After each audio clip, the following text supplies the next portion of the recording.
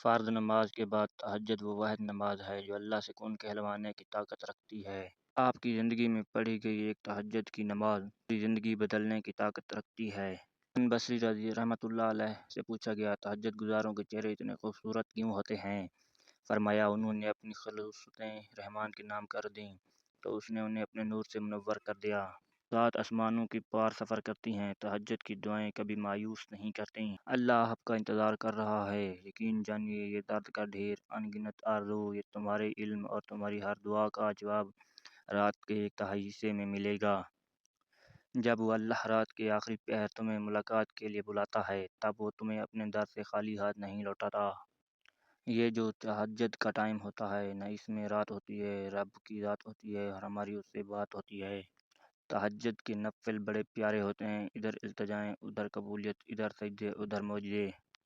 وہ رب جسے اپنی محبت سے نوازنا چاہتا ہے اسے تہجد تک لاتا ہے، وہ رب جسے اپنے قریب کرنا چاہتا ہے اسے تہجد تک لاتا ہے۔